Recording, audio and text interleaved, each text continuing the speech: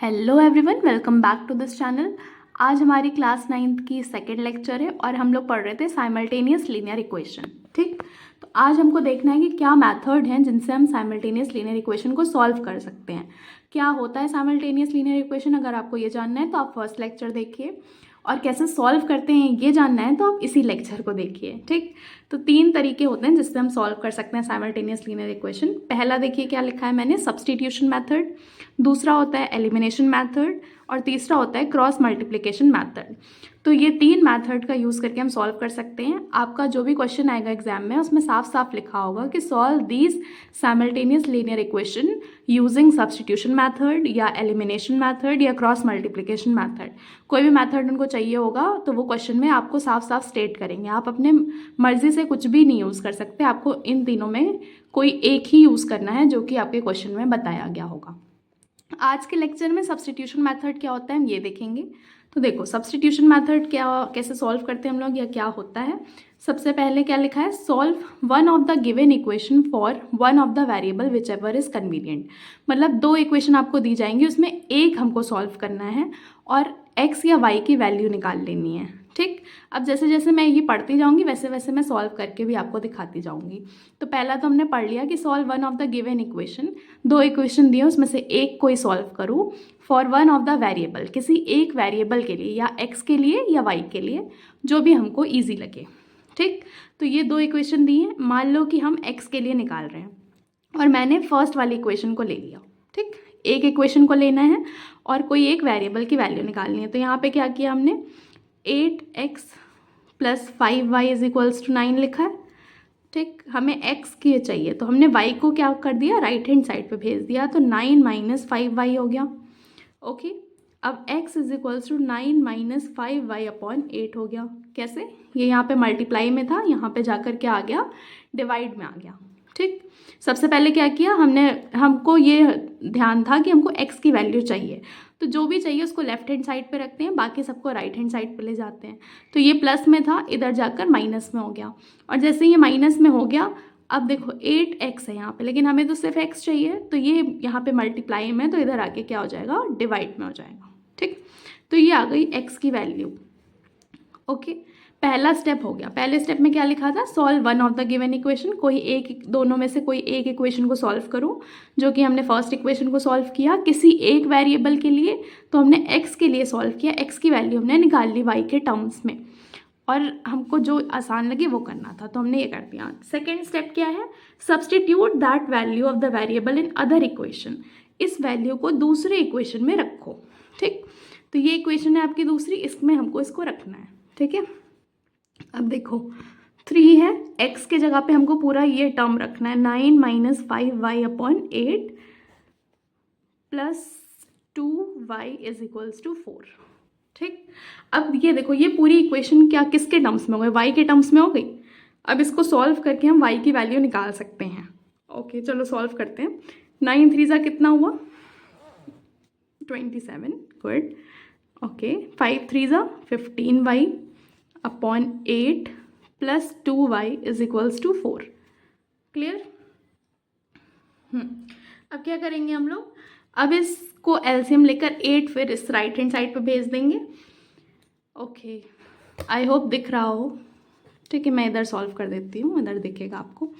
अब यहाँ पर 8 का सपोज एलसीएम हम ले लेते हैं, तो पूरे के नीचे 8 आ जाएगा, इधर तो है ही 8, इसके नीचे भी डिनोमिनेटर में 8 है, इसके नीचे नहीं है, तो यहाँ पर 1 है सपोज, तो यहाँ पे 8 कैसे बनाएंगे, 8 से मल्टीप्लाई किया तो ऊपर भी हमें 8 से मल्टीप्लाई करना पड़ेगा, तो 8 2 क्या हो गया, 16y upon 8 is equals to 4।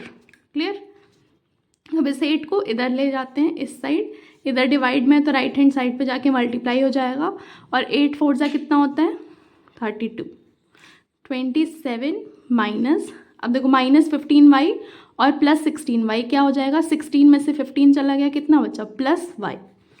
Clear. अब y इज इक्वल्स टू कितना हो गया, 32 माइनस 27 which is y is equals to कितनी वैल्यू आ गई, हाँ गुड, 5। ओके, y की वैल्यू आ गई 5। अब हमको एक वेरिएबल की तो वैल्यू मिल गई, जैसा कि सेकंड स्टेटमेंट में लिखा था, देख लो सेकंड स्टेटमेंट में क्या लिखा था, substitute that value of the variable in other equation. दूसरे इक्वेशन में हमको उसी वैल्यू को रखना था जो हमने फर्स्ट इक्वेशन में निकाला था। अब थर्ड स्टेप क्या है, solve the resulting single variable equation. ये जो सिंगल वेरिएबल इक्वेशन था हमारा, एक ही वेरिएबल में इक्वेशन था, इसको हमने सॉल्व करा और y की वैल्यू निकाली। उसके बाद substitute this value into either of the two original equations. अब जो ये y की वैल्यू आई है उसको इन दोनों में से किसी भी एक इक्वेशन में रखेंगे और सॉल्व करेंगे सेकेंड वेरिएबल के लिए, ठीक है। अब जैसे नीचे वाला देखो थोड़ा कम, उसके नंबर्स छोटे दिख रहे हैं, 3x + 2y = 4, है ना। 3x + 2y = 4, है ना। अब हमारी y की वैल्यू क्या आ गई, 5 आ गई। इसमें y की वैल्यू रख दो तो x की वैल्यू आ जाएगी। 3x + 2 y के जगह पे 5 रख दिया = 4। 3x + 5 × 2 = 10 = 4। 3x = 4 - 10, इधर प्लस में था तो राइट हैंड साइड में जाकर माइनस हो जाएगा। और 3x = जब 4 में से 10 जाएगा तो कितना बचेगा, -6। और x = -6/3, कितना हो गया, 3 × 2 = 6, और x की वैल्यू आ गई -2, ठीक है। अब x की वैल्यू आई हमारी -2 और y की वैल्यू आई 5। Clear, okay. मैं एक बार को एक रिकैप दे दूँ कि हमने क्या किया, x और y की वैल्यू हमने कैसे निकाली। सबसे पहले देखो हमें दो इक्वेशन गिवन था, किसी भी एक इक्वेशन को हम पकड़ लेते हैं। मान लो फर्स्ट इक्वेशन को हमने उठा लिया, फर्स्ट इक्वेशन को उठाया और उसमें से हमने x के टर्म्स में या y के टर्म में एक की वैल्यू निकाल ली, ठीक।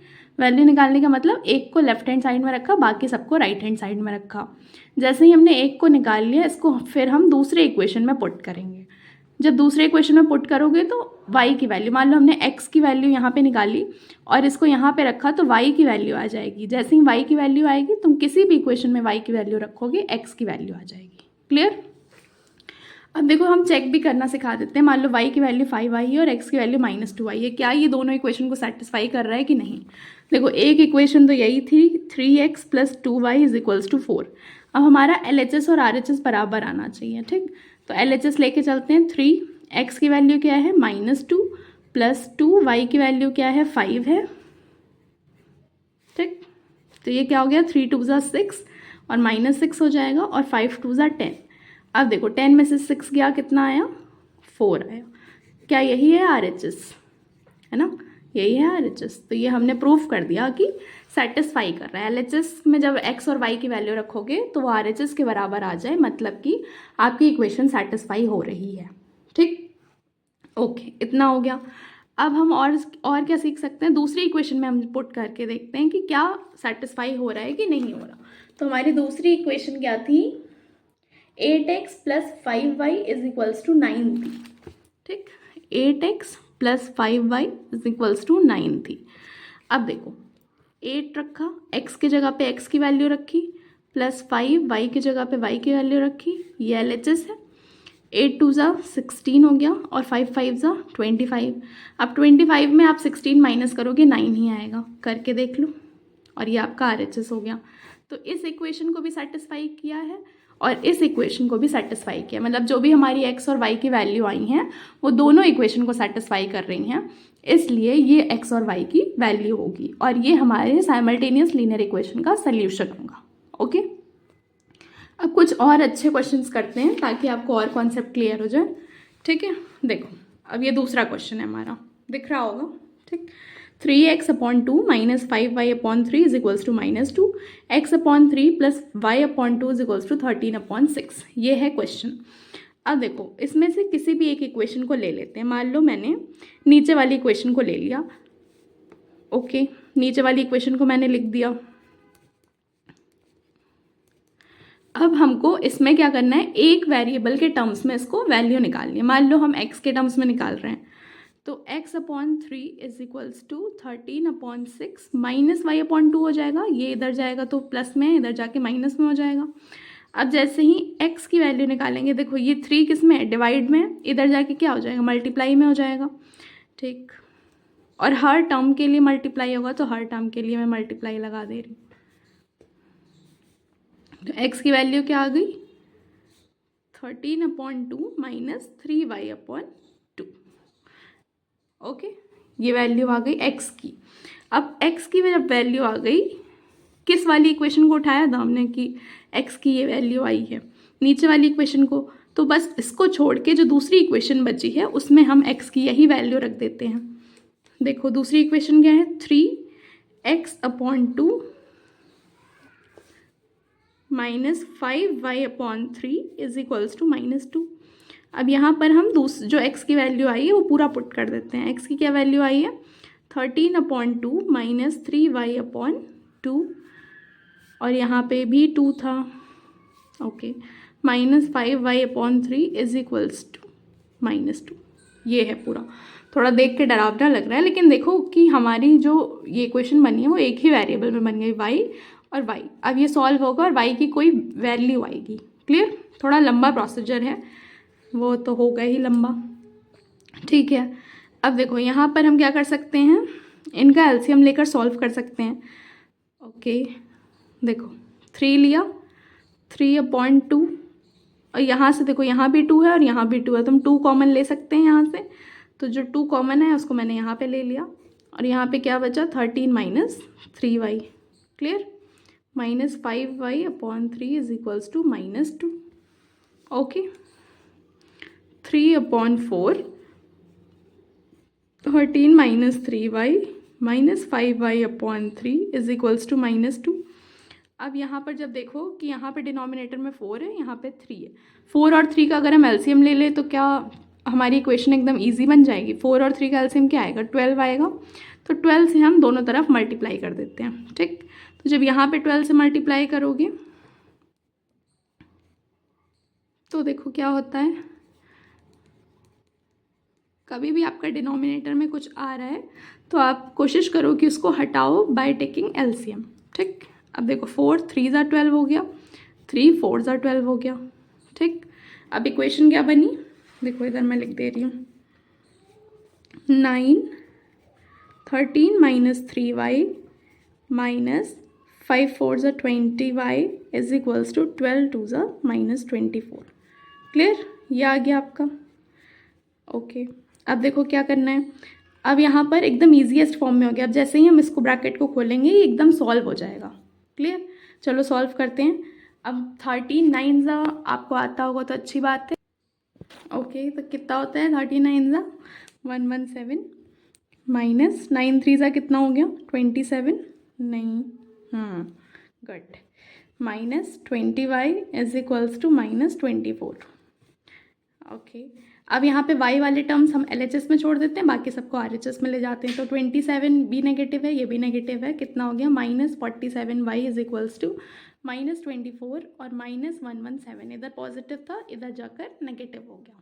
ठीक, अब इसको सॉल्व करो, 47y is equals to minus minus क्या हो जाता है, प्लस हो जाता है, और यहाँ पे साइन नेगेटिव ही रहेगा।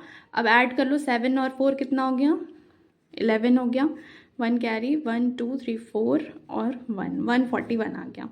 अब माइनस और minus cancel, y is equals to 141/47। क्या ये कैंसिल हो रहा है किसी से? हाँ, हो जाएगा, 3 टाइम्स हो जाएगा। चेक कर लीजिए आप लोग, y की वैल्यू आ जाएगी 3। ठीक, अब जब y की वैल्यू आ गई तो हम इसको किसी भी इक्वेशन में रख देंगे तो हमारी x की वैल्यू आ जाएगी। ओके, अब हम मान लो कि 2 इक्वेशन थी हमारी, हम नीचे वाले में ही रख दे रहे हैं y की वैल्यू ताकि x की वैल्यू आ जाए। x/3 प्लस y की वैल्यू 3 है, 3/2 इज इक्वल्स टू 13/6। अब देखो यहाँ पे फिर डिनोमिनेटर मुझे दिक्कत दे रहा है, तो हम क्या करेंगे, 6 से हम हर जगह मल्टीप्लाई कर देंगे ताकि डिनोमिनेटर हट जाए। ठीक, तो देखो यहाँ पे 6 से मल्टीप्लाई किया तो कितना आ जाएगा, अच्छा कर ही देती हूँ हर स्टेप ताकि कोई दिक्कत ना रहे। ओके, देखो 2 3 ज़ा 6, 3 2 ज़ा 6, कितना हो गया 2x plus 9 is equals to 13। तो 2x is equals to 13 minus 9 कितना आता है, 13 माइनस 9 कितना होता है 4। तो x की वैल्यू क्या आ गई 4/2 विच इज़ 2। तो x की वैल्यू आपकी आ गई 2। ठीक, ओके, x की वैल्यू क्या आ गई 2 आ गई। x की वैल्यू 2 आई, y की वैल्यू 3 आई। अगर आपको चेक करना है कि आपका इक्वेशन दोनों सेटिस्फाई हो रहा है कि नहीं, तो x और y की वैल्यू आप दोनों में रखो और दोनों की वैल्यू जो है LHS और RHS बराबर हो जाए, मतलब सेटिस्फाई कर रहा है, हुआ हो। और अगर नहीं हुआ है तो आप 2-3 बार वीडियो देखिए और क्वेश्चंस लगाइए, आप क्लियर हो जाएगा। सिर्फ ये सब प्रैक्टिस का काम है, जितना ज़्यादा आप प्रैक्टिस करोगे उतना ज़्यादा ये मेथड आपको आ जाएगा। नाम से ही क्लियर है, सब्सटीट्यूशन मेथड, मतलब आपको वैल्यू सब्सटीट्यूट करनी है। तो एक इक्वेशन से निकाल कर दूसरे में वैल्यू सब्सटीट्यूट करनी है, और जैसे ही वो वैल्यू सब्सटीट्यूट करोगे एक वेरिएबल का आंसर आ जाएगा, और एक वेरिएबल का आने के बाद दोबारा आपको सब्सटीट्यूट करना पड़ेगा, तब आपके दूसरे वेरिएबल की वैल्यू आएगी। और वो दोनों वैल्यू जो है वो क्या कहलाएंगी? Solution of simultaneous linear equation. और अगर आपको डाउट लग रहा है अपने आंसर में x और y में, तो आप चेक भी कर सकते हो, वो भी मैंने बता दिया कि कैसे चेक करना है। ठीक, आई होप क्लियर हुआ हो। Okay, thank you and please subscribe my channel अगर आपको और आगे वीडियोस देखनी है। और नेक्स्ट लेक्चर आएगा आपका एलिमिनेशन मेथड पे, तो please subscribe for that. Thank you.